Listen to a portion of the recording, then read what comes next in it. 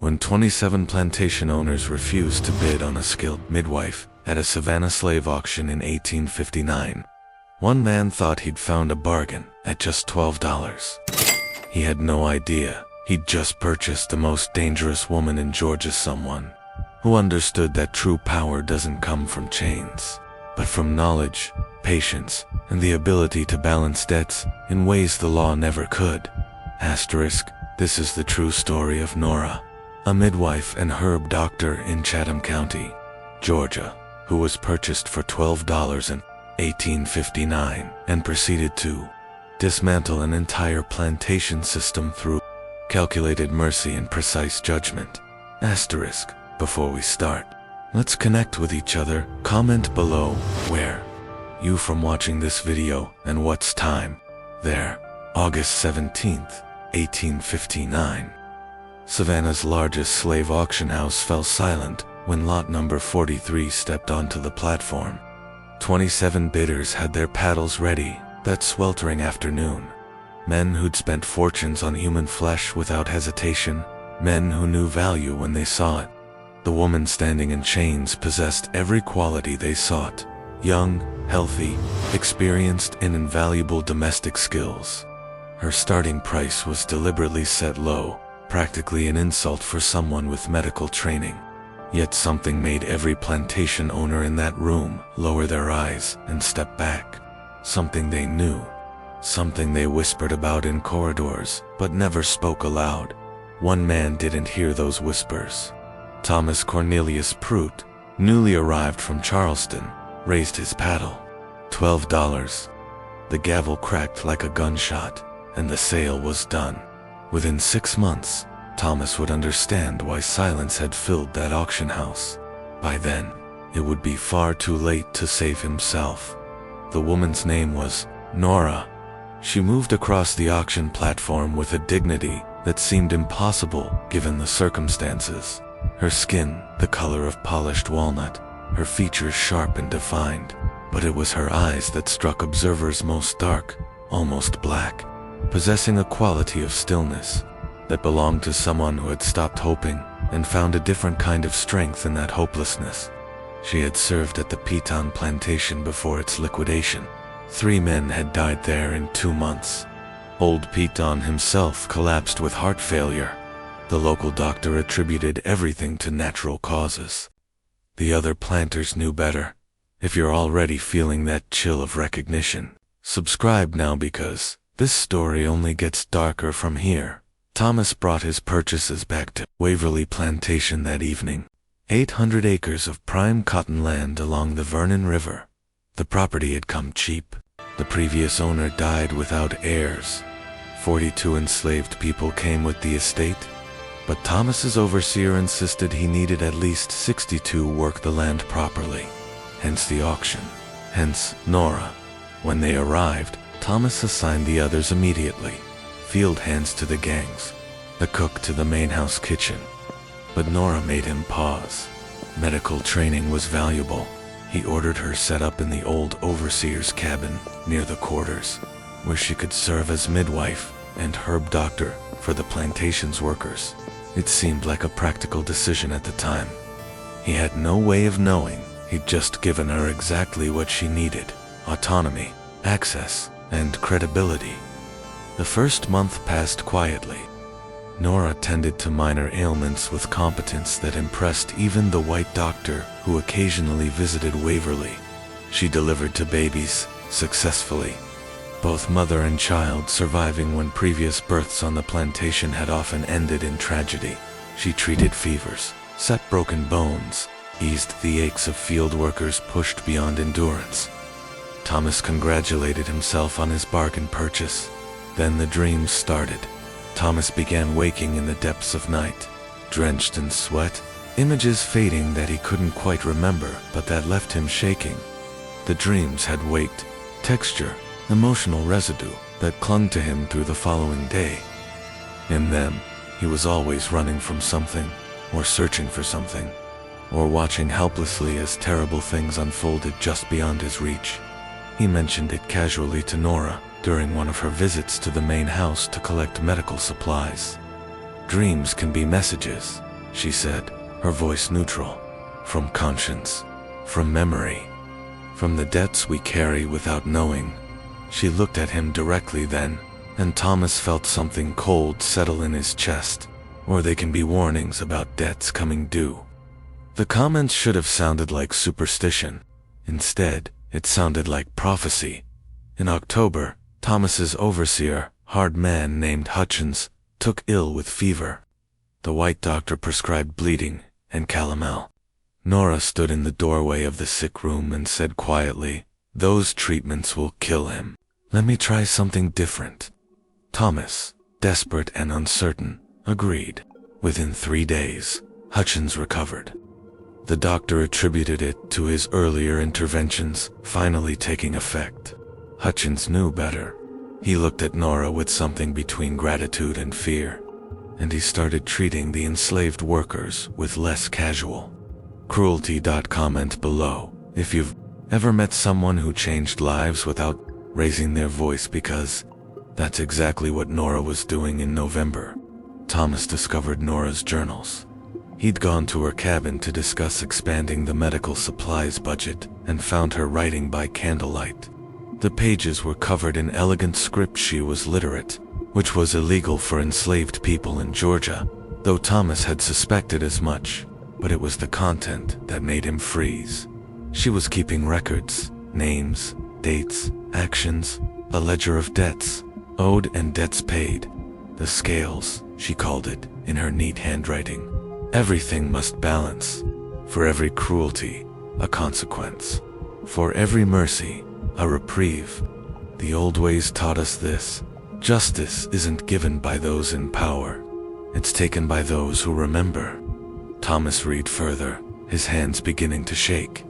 She'd documented everything that happened at Petton's plantation before its collapse. How Peyton had ordered her whipped in the barn while her 15-year-old daughter Sarah lay dying in the house from fever.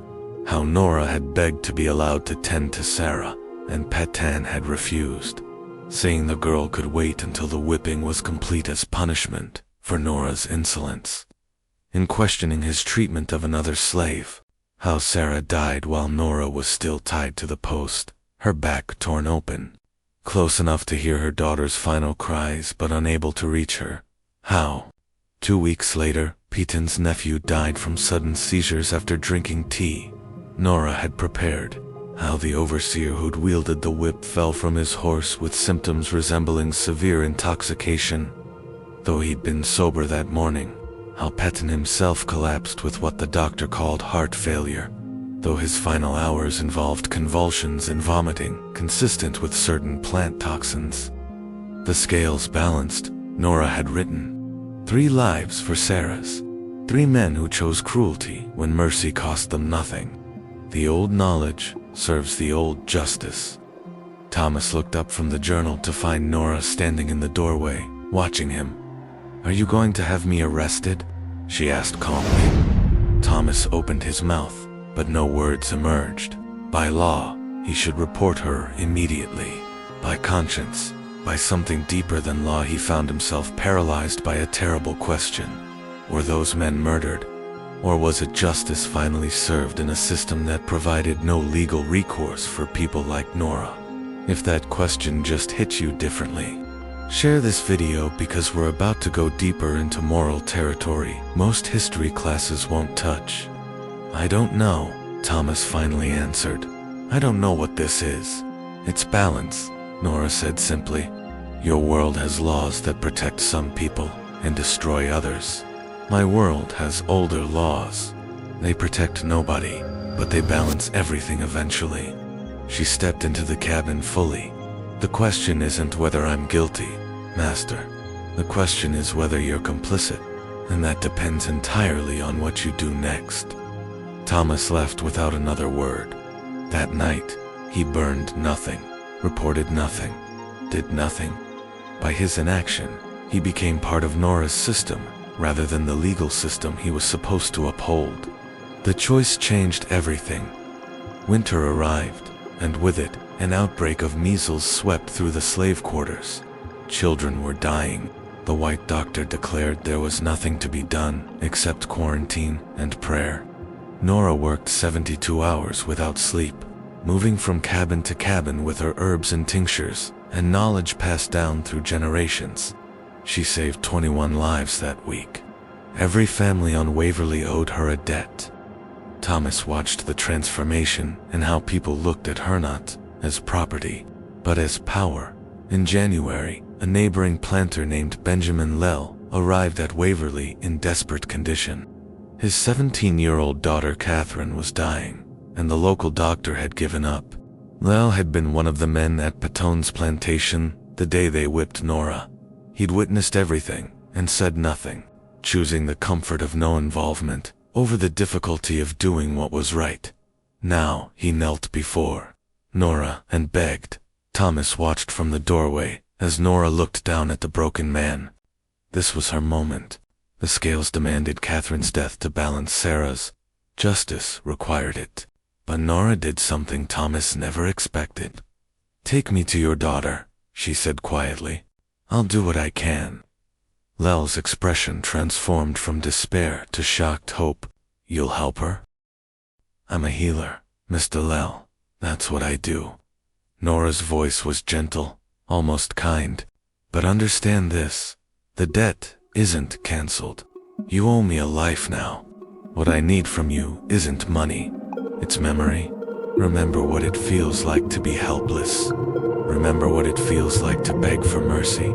And the next time you see someone else in that position, don't look away. That's the payment I'm asking for." Catherine Lell recovered within 3 days. Nora had stopped the harmful bloodletting the doctor prescribed, cleaned the infection with herbal treatments, and strengthened the girl through proper nutrition. When Lell returned to thank Thomas, his entire demeanor had changed. He looked at the enslaved workers with different eyes. He spoke differently. Nora hadn't just saved his daughter, she'd fundamentally altered who he was.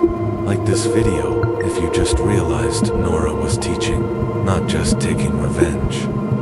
Thomas began to understand that Nora wasn't simply a murderer operating with medical knowledge.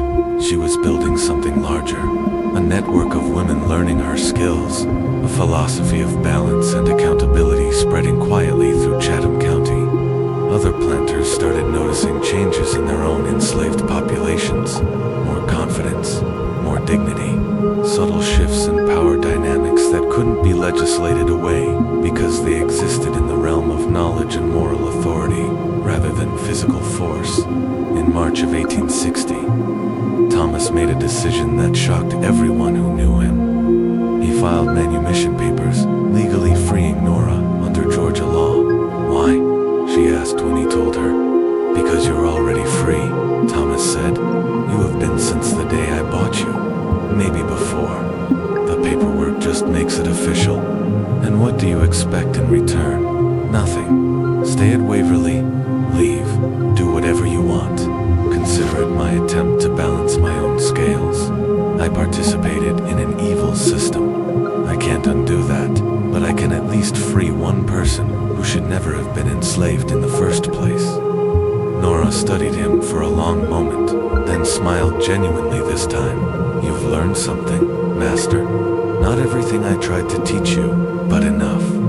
Enough to survive what's coming." "What is coming?" "War, revolution, the end of everything you know.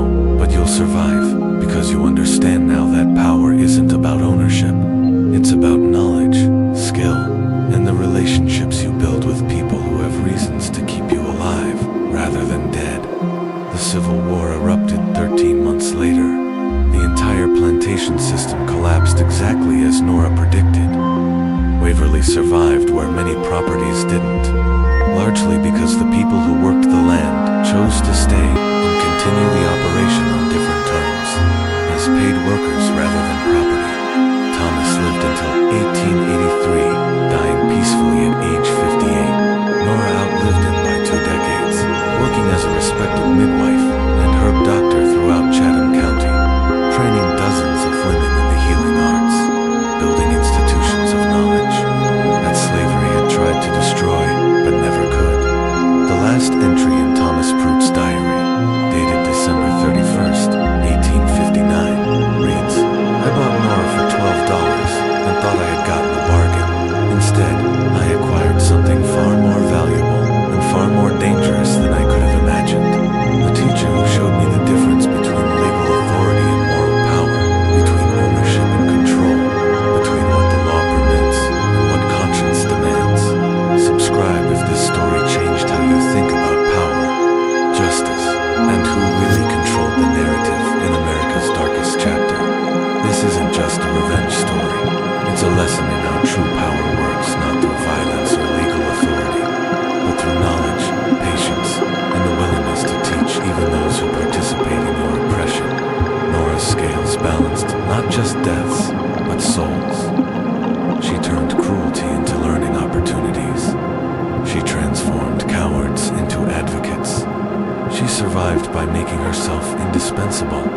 then leveraged that value to reshape the moral landscape around her. What do you think?